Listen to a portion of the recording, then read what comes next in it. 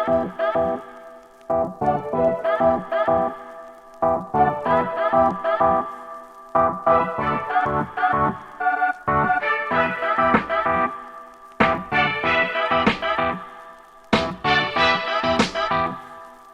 you guys. Oh my goodness. We are back with another episode of I Really Love Myself with me, your host, Gianna Rackham.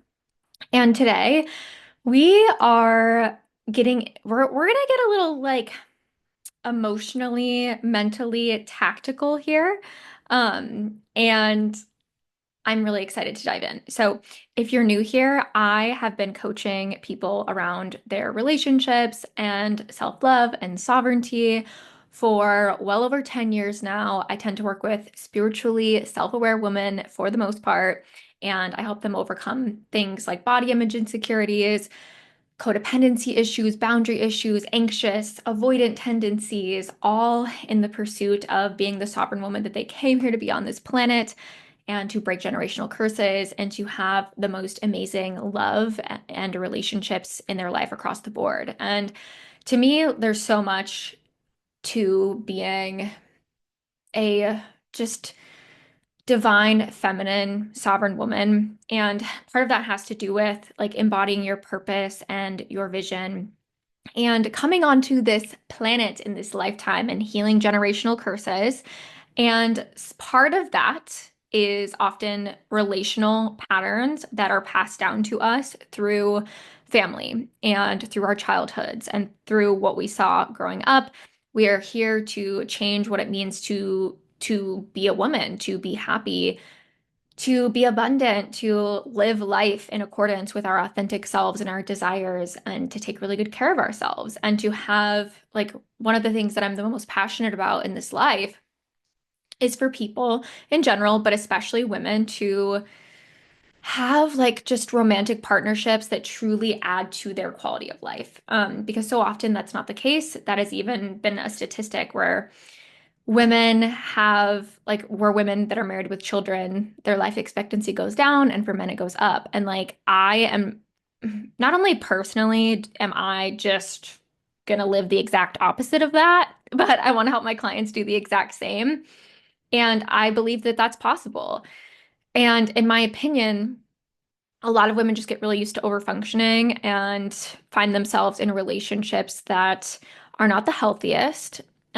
Women are not good at sometimes letting themselves be supported in general, let alone their partner.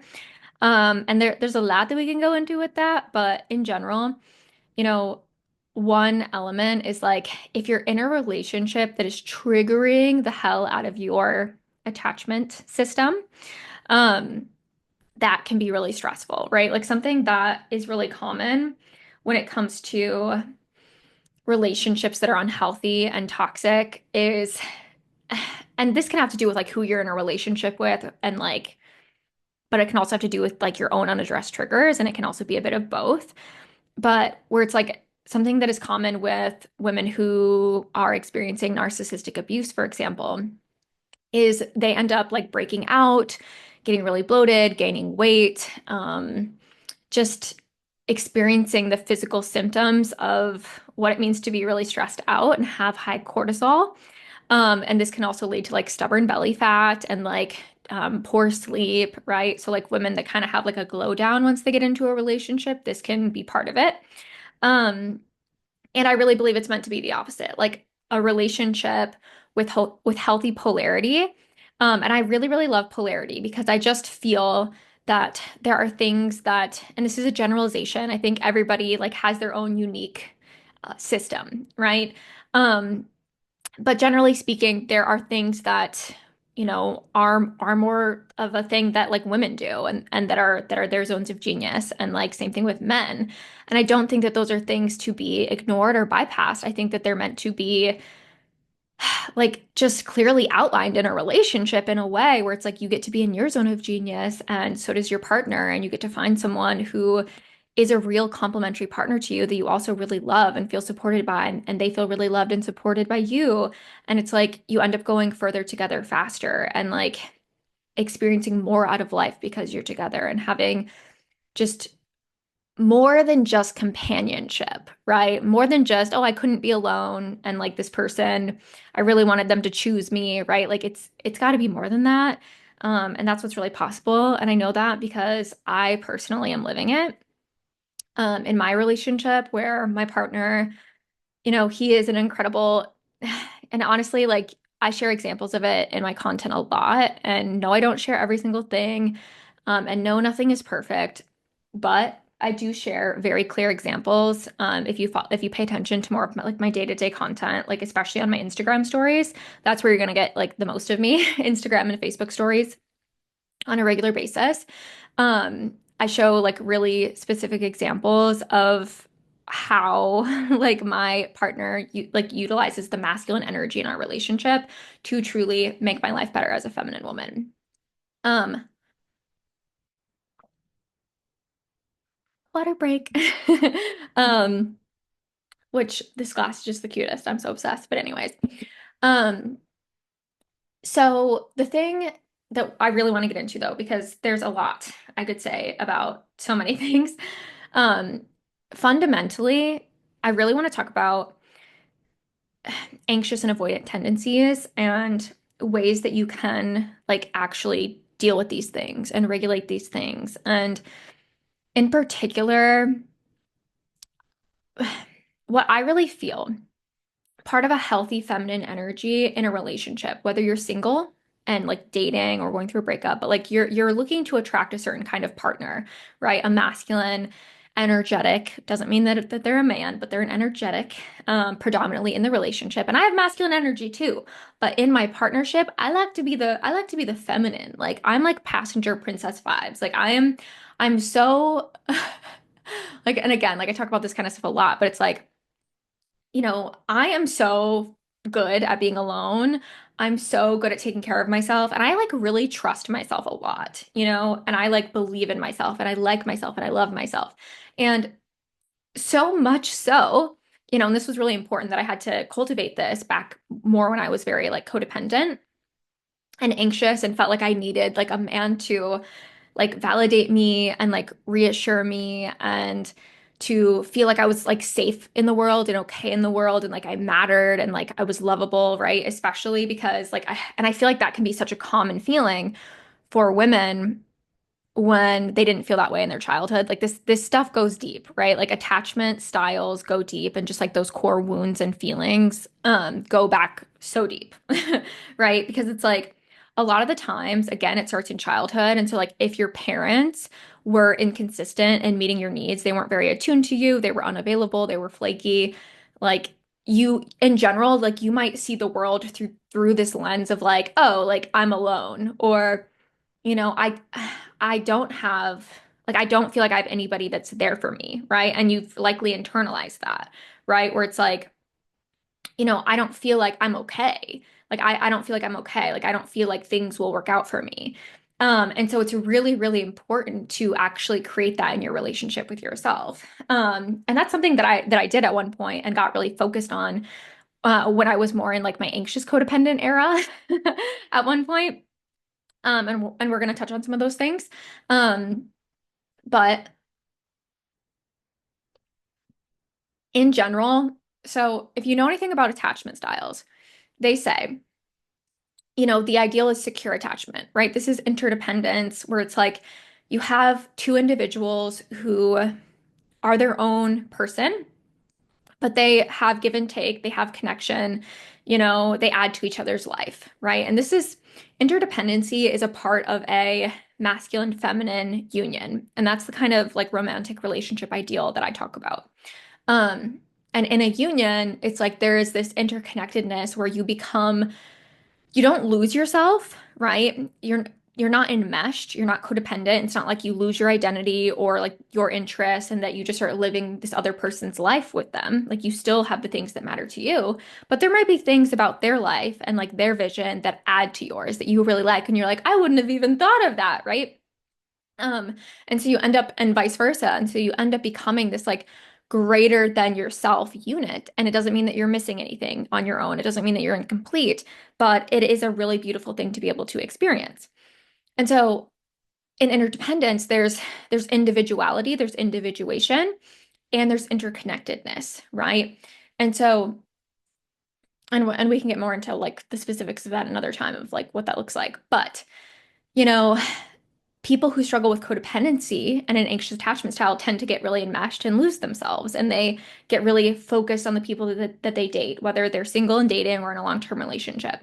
And then people who are more avoidant, right? Whether, you know, and there's different kinds of avoidance. There's fearful avoidant and there's dismissive avoidant, right? And something that I like it took time for me to figure out about myself is because I used to think that I was actually an anxious attachment style for the longest time. But looking back, I actually think I was more fearful avoidant. Um, and fearful avoidant, the thing about fearful avoidant is like this is you tend to feel the same feelings that someone with an anxious attachment style feels, right? Like the fear of abandonment, rejection, betrayal, and, maybe not being able to count on other people. But you can actually kind of go either way. Like you can kind of start to get hyper vigilantly focused on other people and like the people that you date not leaving you and kind of like look for validation and neediness. And you might do that sometimes depending on like who you're with. Like if you're with someone who is more avoidant themselves, more like dismissive avoidant, which is like get away from me. Like, you know, this is overwhelming. Emotions overwhelm me. Connection overwhelms me. Like I gotta get out of here, right? And so like they tend to like their default setting when they're triggered tends to be to like pull away. So you might get more anxious. Um, but or you might feel those same kind of feelings that an anxious feels, but you handle it the way a dismissive avoidant would. So you kind of like are like, oh, like I knew it. I knew I couldn't trust that person. I knew they were going to disappoint me. I knew that they were going to leave me. I knew that this was too good to be true. And then you pull away, you shut down. Right. And so people that tend to be more like fearful avoidant and lean avoidant in that way. And I would do both. Like I've been on both ends of the spectrum. Where I've fallen into like the anxious behaviors, like the anxious, clingy, needy stuff. And I've also done like the fearful, like, oh my God. God, I knew it. Like I knew I couldn't, I knew I shouldn't have opened up to this person. Like I know it, right? Kind of stuff. And like I can just count on myself and I'm always alone. And the thing is like I found a lot of security in that, right? So much so that this is where we go on the opposite extreme. So not the union, not the interdependency that is the goal, and not the enmeshment, not the codependency, loss of self stuff, right? But the hyper independence, like over functioning person, right? And like if you are in a relationship, you will probably feel like roommate energy in a relationship, right? Like you don't compromise for shit, right? And there's something to be said about like when that's maybe the right call. But usually these people are really bad at compromise. They're really bad at give and take in a relationship. Anytime they they probably have a lot of shame and guilt and feel like they're never enough and they just like want to be left alone and do their own thing because then they don't have to like disappoint other people. They don't have to let other people down. Um, and in connection, like they just feel it's connection can just be really triggering for them, right? And it can bring up a lot of like icky feelings that they just don't want to have to feel and deal with, right? And so this person just would rather do their own thing and like just think about themselves, right? And like that does not bode well for relationships. And here's the thing is like those triggers don't just come up in romantic relationships. They can come up with your kids. They can come up with your parents. They can come up with your siblings, your friends. These can even come up with professional relationships, right? The amount of clients that came to me for like romantic relationship work and then I end up coaching them around navigating their relationships with their employees or their clients or their kids or their parents. Like it is very much a thing. Um, and so that's what we're going to be. We're gonna be we're gonna be talking about all the things. We're gonna get into all the things today. So in particular, something that I really feel when it comes to being a feminine woman who is in her sovereign power, but she is also magnetic and radiant in life, but also in partnership, especially, is she has a level of emotional availability, but she can also be regulated. And she also knows when she needs to set a boundary and stick to it, right? So I want to so in general, if let's say this is something that you can start to embody and practice, whether you're single and dating or whether you're in a long-term relationship and wanting to kind of deepen the dynamic and make it just higher quality, higher level, right? Um, so in particular, like if you want a relationship with a masculine partner, right, who chooses you, who cherishes you, who loves to take the lead, and that you have that like juicy, like spicy chemistry with, but it's not coming from toxic anxiety, uncertainty, right? I'm not talking about the person that you can't count on, that you're like really feeling attracted to and turned on by and aroused by, right? Arousal, as in arousal in the nervous system, right? Because they're triggering uncertainty and anxiety in you, and you are feeling as though if they just came over and laid it down, if you know what I mean, or texted you back, or just finally got into a relationship with you, then you would feel better, right? Like, no, no, no, no, no, no, right? That is not healthy attraction. But I'm talking about someone who cherishes you and who's consistent, but it's like it's still someone who respects themselves, right? Like the kind of man who like has a vision, or masculine has a vision, they're following through on it, they're living in alignment with their values, and like they're not bending on those values even for you, right? Like even if your inner like bratty like little girl, right, wants him to abandon himself sometimes so you can get your way, he will not do that. And ultimately, even though like it might frustrate you in the moment, you like actually respect him for it in the long run and feel attracted to him because on a deep biological level, what this says is, oh, I'm safe with this man, right? I can give up control with this man, and like he's not weak-willed, right? So I can trust him to take charge, and I can, and for women, like with this often goes back to like this goes back to like a biological thing, right? Where it's like, am I safe to have children with you, right? Can I trust you to be the protector, the leader while I'm pregnant? Will I, am more like attuned to the babies, right? But it's like this is something that's just attractive, even if you don't want kids, right? And you're allowed to want. And so, like the kind of man that, you like that you just respect and like shows up for you and like is protective towards you, like is protective of not only your physical well-being, but your mental and emotional and your spiritual well-being, right? And it's not that you're codependent, it's not that you're a helpless like child or anything like that, but it's that you're with someone who's truly adding to your life, right? Like and it's a really, really great partner. And you feel safe with them and they're consistent with you and they're devoted to you, right? It is about you letting in that kind of partner, and like it's not about finding that person, it's about letting in that person, and it is about letting them be that person in your presence. And this is where a lot of women get tripped up because a lot of women are in long-term relationships with men that are actually really great, but they're really bad at like giving up control.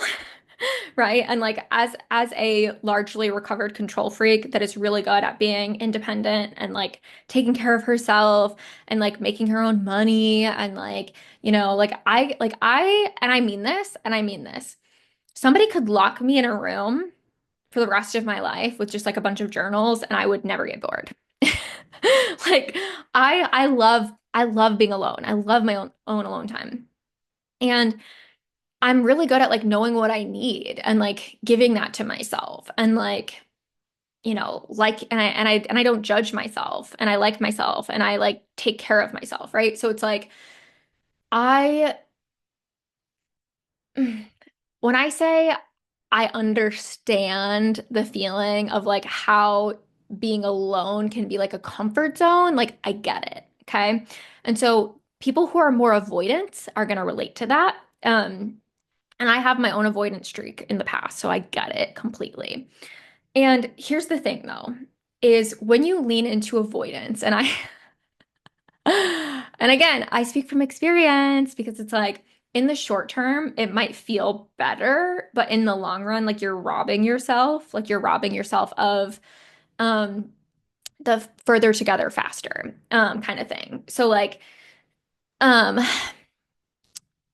yeah, and there's a lot of examples I could give because there was the one that came up for me last night in my relationship, but Um, that was really good where I talked about, and if you're on my email list, I'm sure you read it, but I made this post about how I like 98, 99% of the time will always do what my boyfriend tells me to do. And and this is the whole thing. If you're curious, like you can find it on my Facebook page probably, or like yeah, or like if you're in my Facebook group, you can probably search it. Or honestly, just DM me and I'll send it to you. I'll find it and I'll send it to you if you really want to see it. But um, this is someone who I have a lot of trust with, who knows me really well, um, and who has my best interest at heart. And because of that, it's like sometimes it's like he knows his masculine instinct that loves to lead and protect and cherish. That's always on with me, and I let it be on with me. I don't jump in to try to control him or mother him or smother him. I don't criticize him. I respect him, and if there's something that I need, I communicate it. I express my feelings, but I don't like control or criticize, right? There's a difference. Um, and the thing is because of that, because I've been so receptive and in my feminine with him, and I talked about this too. I'm like referencing a lot of my own content because it's really good. Um, I going into this relationship, like before we even got into a relationship a couple years ago, I got really, really studied and integrated around feminine energy. Because I really wanted to have a relationship with healthy polarity. And like before, there was a while where I didn't really get it. And I had some of my own like growth to do around that. And I worked with a couple of different coaches around it. I worked with a therapist. I like did a lot of my own healing work and whipped out some of my own tools and integrated polarity into my own unique body of work. Um, and there was elements of it that had already been there the whole time. I was just using different words, maybe like anxious attachment and things like that. But yeah. But all of that to say, because of that, like my partner, he knows me really well. Like he knows me so well. And so anytime and as a result, he's really good at anticipating my needs, which is really convenient and really lovely and really nice, honestly, because sometimes, you know, it's like I like again, like I can take care of myself. Like I don't need to be rescued, right? Okay. Like I would the job would get done. The job would get done, right? But like I would like last night. So I got my period yesterday early, and it's early and it's like early because I was trying some new vitamins and I feel like it just like shocked my system a little bit and I got my period early. And I was not planning for that. And so like it kind of threw me off for a second. And it was taking me a second to adapt and like I give myself grace and I was gonna give myself grace, but I had a hair appointment. As you can tell, my hair's looking fab. If you're on the YouTube, you can tell. Um, but um and after my hair appointment, I was like, crap, like there was still these things that I like wanted to get done. And I didn't actually have to. One of those things was actually record this podcast. And now I've even more to share with you because I waited. But um and I was like, man, I really want to record this podcast because I told myself I would. I told myself I would. I wanted to do that. And I think keeping promises to ourselves and being consistent is important. And like discipline is a really valuable, important part of being a consistent person, right? But discipline at what cost? You know what I mean? Like discipline is good to an extent, but there's also a time and a place to like throw discipline in the garbage because you're having cramps. You know what I mean? And like you had a long day and like you just need to chill. Like your body's telling you like there's not actually anything that is super urgent and it's truly the world is not going to end if you record the podcast tomorrow. It doesn't mean anything bad about you. Doesn't mean anything bad about you, whatever. And so I kind of like when I got back from my hair appointment, I was like, oh, I still like want to go record this podcast. I don't know. Like let me go back into my office and whatever. And I hadn't gotten myself to do it yet because I was like working through this feeling of like, am I gonna do this? And my boyfriend comes back and he's like, Gianna, for me, will you, and he was about to go to the store, the grocery store, and get us groceries. And he was like, for me, will you just please like go to the couch? Just go to the couch, grab the heating pad, just turn on Netflix and just, if you want to do a little bit of work from your phone, like I get it, but like, will you just please do that for me? And I'll order us dinner tonight. And I was like, and it was like this part of me like was like, ooh, like I wanted to like be in control for a second. And I was like, no, like he's right. Like he's right, And and I gave up control, right? I surrendered a little bit in that moment to what he was saying. And that's a really powerful thing to do. And like that's what polarity is like, right? It's like where you create this really cohesive dynamic where you're very in tune with each other. And it's not enmeshment, right? It's not like you're glued at the hip all the time or that you're like again an extension of their life, right? Like you're your own individual person with your own destiny, but it's like you also it's like in like a Venn diagram, I believe is what they're called, like those two circles that overlap. You're still an individual circle, but you have that overlap, but you're not the soul island living by your own thing, never considering the other person. And it's like when you're with the right person, when you consider them, it actually makes your life more rich and juicy and they add to your life, right? And that's just a little example of it. But with that said, in order to even get to that kind of dynamic, like we have to be willing to regulate. We have to be able to regulate regulate those anxious and avoidant tendencies, right? And so those can come up like in the dating process and they can come up in a long-term relationship. And I want to really break it down a little bit here for you. So what this boils down to is expanding your emotional capacity, okay?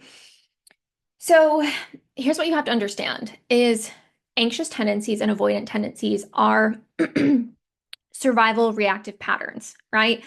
And it's survival and it's reactive because it goes back to in childhood where a lot of these patterns start. Like these patterns either start in childhood or after we have experienced significant trauma in our adulthoods that causes us to create a response, right? Like we had to adapt to a circumstance or an environment the best way we knew how. And so often as children, it's like it's not like we can take care of ourselves. It's not like we can pay our own mortgage, like when we're like 2 years old, 5 years old, whatever, right? And like go to the grocery store by ourselves and like drive ourselves there, right? Like we are dependent and that's very normal. It's very healthy, right? And as kids get a little bit older, they're meant to like start to have their own responsibilities and start to learn a little bit more independence, right?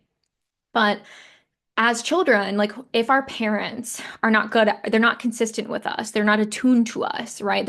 If they're unavailable, if there's mental health issues, if there's abuse, if there's addiction, all these kinds of things, then we adapt to that, right? And like we will either feel like, oh, when I'm in connection with my parents and caregivers, like it feels bad, it feels hurtful, they're very critical towards me.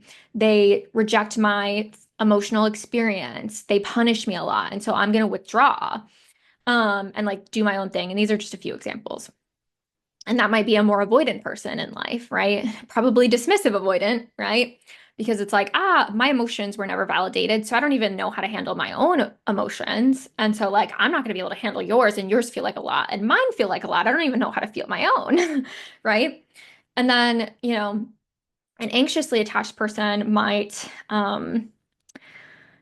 like their parent was maybe like inconsistent in some way, unavailable, workaholic, had a lot of mental health struggles. And so, maybe you had to really learn to just really be externally attuned to your parent and like get to know their mood swings and like their windows of when they were available and like they were there sometimes and sometimes they weren't, right? And so there was this anxiety and this sense of like inconsistency and like maybe you felt abandoned a lot, right? You couldn't actually count on them to be there for you for whatever reason.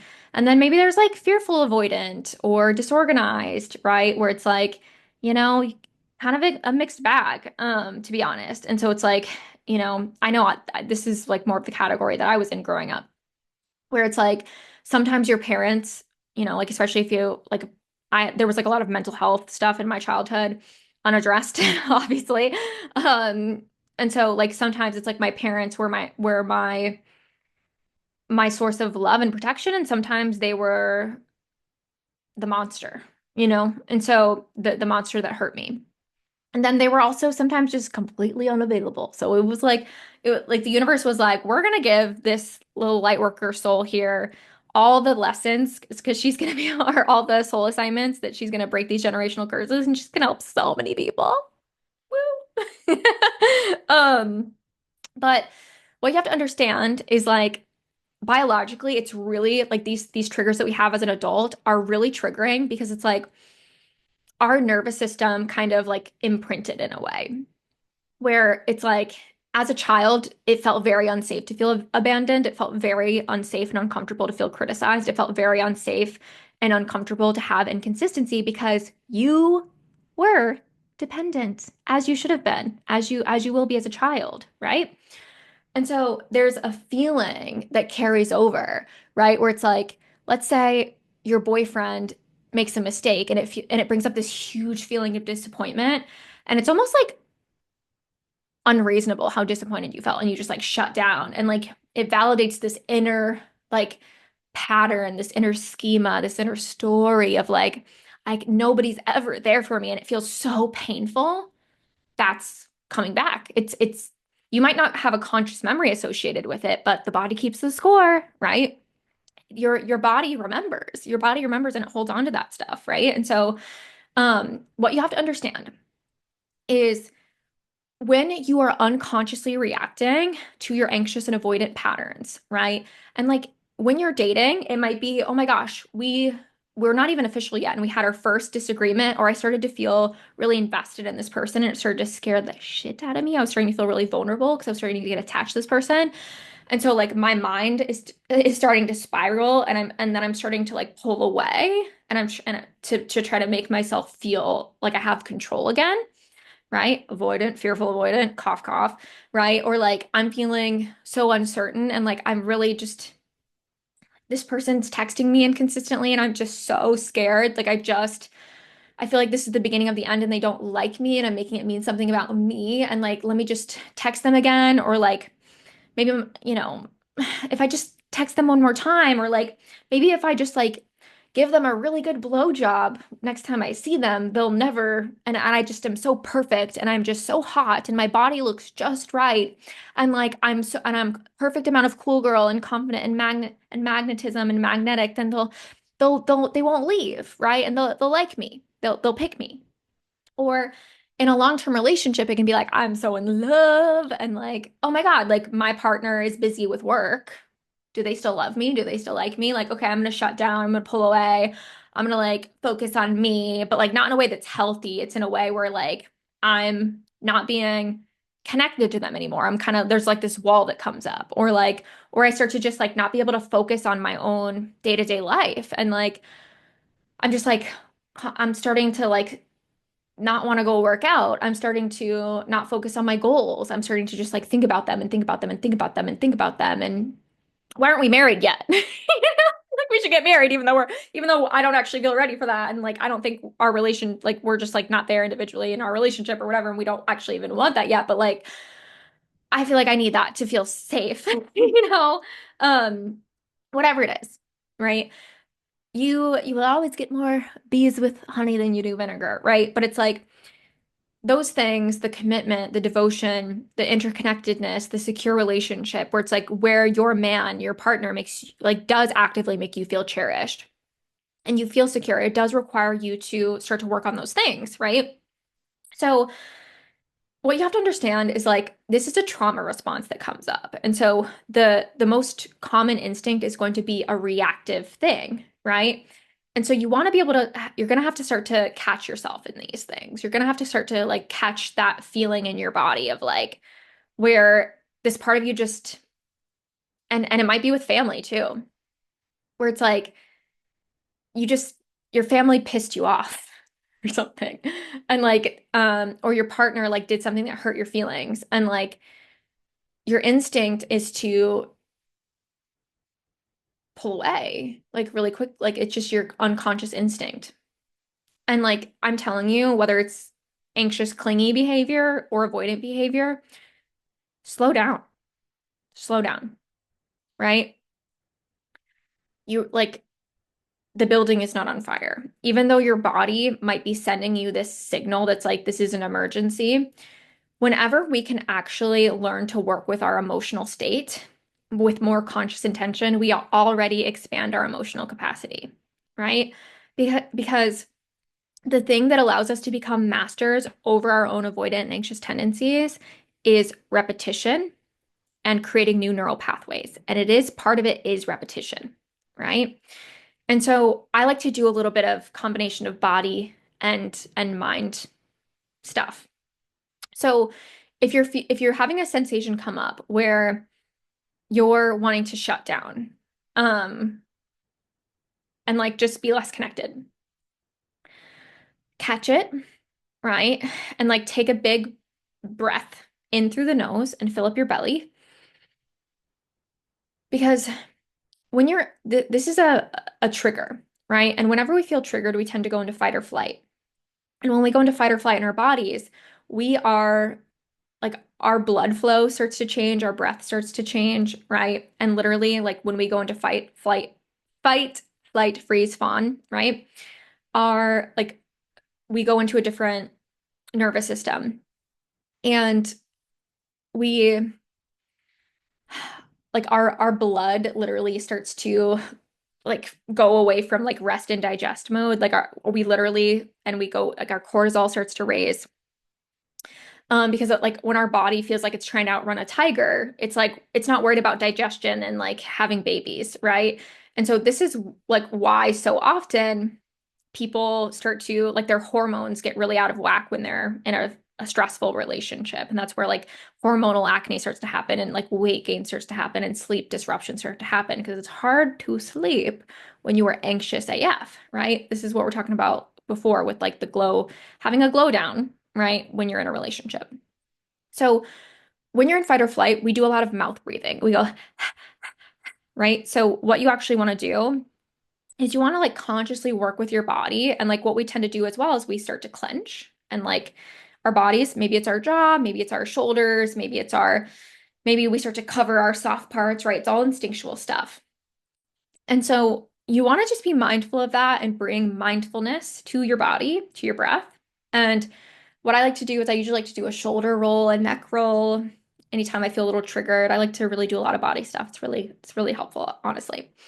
And just literally start to bring your breath in through your nose and like with control and like go slow and like fill up your belly with the breath.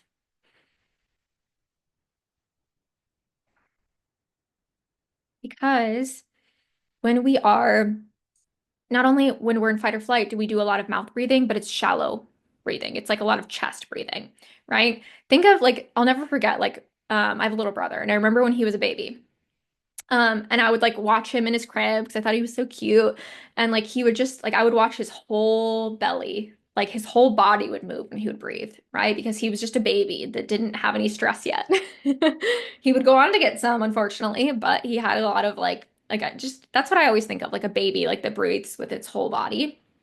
And um that and like that's what our bodies like really want to do when they feel safe. It's like breathe, like big belly breaths, right? So bring mindfulness to your body, to your breath, and then be mindful of like the feeling coming up that is making you feel like you're not okay.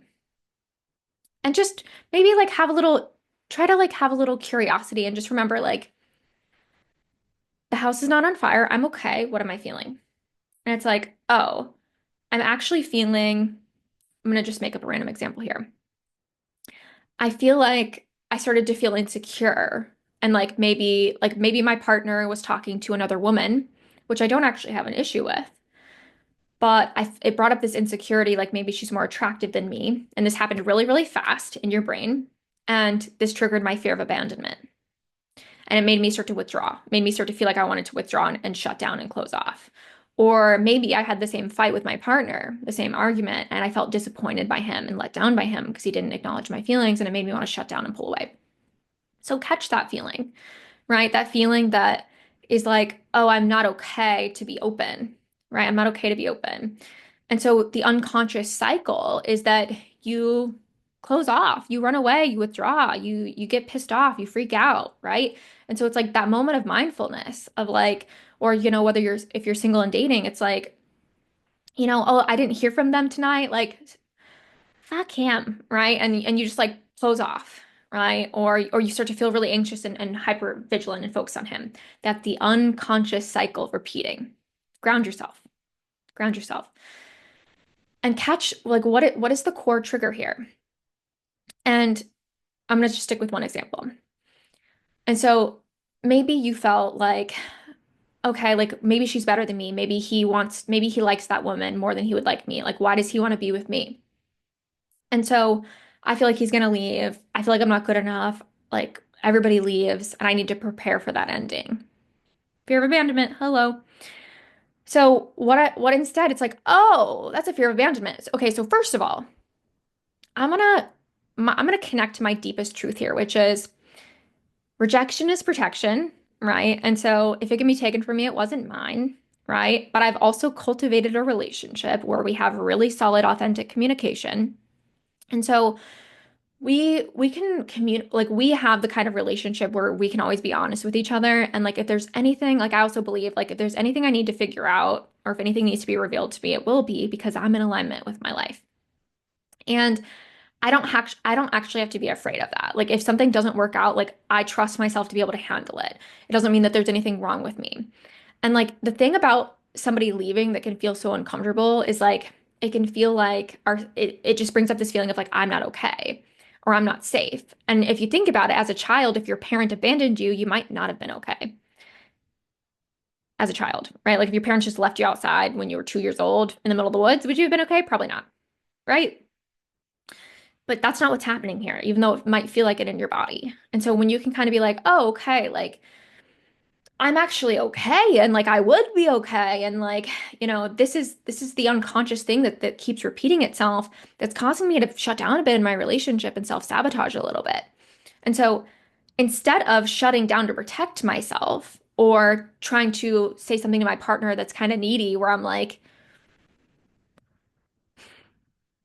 what do you like about me more than her? Just wondering, you know. Instead, you have a feeling of I actually like myself. I actually know that I'm enough and like I'm my soulmate and like for the right person I'm irreplaceable, right? And like nothing compares to me. Just like how I feel about them. The way that I feel about them, like they probably feel that way about me, right? And so instead of like either shutting down or trying to get that reassurance, I'm going to give myself that reassurance right now. Right? And if there's anything that genuinely feels like weird, then you should obviously talk about it with your partner. But it's like, and have your boundaries and things like that. But at the end of the day, like, hey, like I'm okay and I can keep my heart open, right? And it's like, it's as you practice these moments, right? And like sometimes it can be really hard to do in the moment. Like sometimes it's like in a pattern like that, we have to like when our nervous system is so freaked out, like that's when we kind of, it's not about trying to aim to feel like our best and most confident self. It's about coming back to neutral. This is actually like I used to have a ton of anxiety, like horrible anxiety. I used to have a lot of anxiety and depression when I was growing up, when I was like early adulthood. And this is one of the like biggest holistic anxiety hacks that I found. And I have to like somewhat credit Abraham Hicks for this because the way that they explained it helped it click for me. Even though they didn't like bring anything with the nervous system into it. But um, like when they talk about like you can't get there from there, right? Like lack begets more lack. And so it's like when we have a big fear of being abandoned, that's usually not, and it's really, really triggered. That's usually not the moment that we feel the most capable of feeling really safe, right? And so sometimes it's like when I was really working through these anxious tendencies myself, like in that moment, I had to sometimes like give myself permission, like when I was dating a man, to be like, it's okay if you don't text back right away. Like, go take a bath and like go start reading a book and like just do things that like truly feel nourishing and healthy for your nervous system and like just make you feel good. Like, look for easy joy, easy joy, easy joy. Don't try to solve all of your relationship issues right in this moment. Maybe look at the sunset, right? And it's like bringing yourself to easy joy, neutrality, right? Brings your nervous system into a more receptive place. It brings your mind into a more receptive place to then you're able to cognitively and in your body like be more receptive to creating new beliefs and creating just like new patterns for yourself. And then it's like I'm a big affirmations person, so like for me, it's like outside of the moment when I can see very clearly, like when I wasn't triggered, like how I would maybe handle it instead. And I like to go there in my mind and really see myself play it out. Like the same way that like a basketball player, um, that's like they say like really good like athletic people, right? Not only do they practice like shooting basketball, like but they actually visualize themselves shooting basketball too. So it's like you create that new kind of like neural pathway that way by just playing it out in your mind. Or maybe like write it out, like whatever you find like works really well for you. And it's things like that. It's things like that that really, really will change your life. It's that repetition, it's that consistency, right? Um, and what I want to do, because um I like if you listen to this episode, I would really honestly love to know like what came up for you, like what you want to apply this brief process that I shared with you. Um, to help you start to create more capacity because it's like creating more capacity around an emotion. Like the reason why we get so reactive and like get really anxious or get really avoidant, it's like our nervous system is trying to hold something and it feels too much. And so we just like right? And we kind of like flop it a little bit. And it's really with like going slower and being able to feel a little bit more comfortable with the emotion that it's like we get more comfortable with it, right? And then it's like before you know it, you've created so much comfort around being able to interact with that emotion inside of you that the things that used to trigger you don't really trigger you anymore. And again, I'm speaking from experience. So, um, if you listen to this and got all the way to this point, like I would love, love, love to know like what, like feel free to DM me on whatever platform we're connected on, and share with me like what trigger you're going to apply this to, and like if you tend to be a bit more anxious or a bit more avoidant, and like what is the emotional trigger that or wound that you're going to be applying this to. I'd love to know. And I did want to share with you guys that I have a new one-on-one program that I'm really, really excited about. And I opened up 3 spots. One was taken, and one is technically pending right now, um, but it's technically still available, but there's 2 more left. And it is a 6-week one-on-one program with me called Feminine Magic. And typically working with me one-on-one, I don't usually do like shorter term programs, just because that's just like not really what my one-on-one is for most of the time. But I felt so called and compelled to create this program because to me, like embodying a level of mastery around feminine energy, it can feel kind of abstract for people. And this is work that is really powerful and really important to be able to grasp and embody. And so I created Feminine Magic as a 6-week, like structured yet personalized experience designed to help you draw in a masculine who leads, who cherishes you, who values you, who commits and chooses you, that you have hot, healthy chemistry with. And everybody deserves that. And this is for people, whether you're single and dating and wanting to attract that in, or whether you're in a long-term relationship and wanting to start letting that in and creating a new dynamic with the person that you're already with. But I'm gonna just share with you a little bit about like what we go into in Feminine Magic.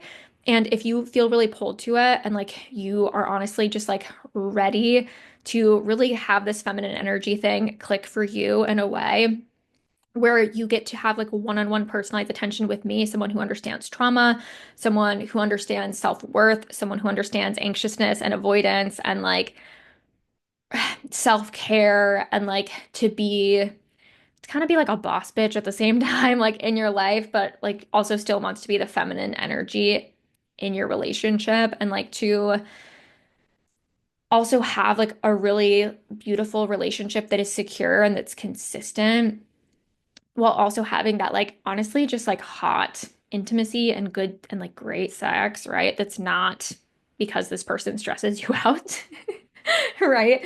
Um, then I and like you're ready to have that in your life and you're ready to do that work with support, then I highly recommend checking out Feminine Magic and applying for it.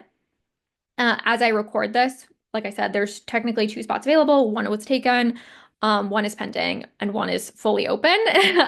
But there's an application form for it where you have to apply, and it's a little bit structured, and we're going to go into right now here in a second, like what we go into during our 6 weeks together.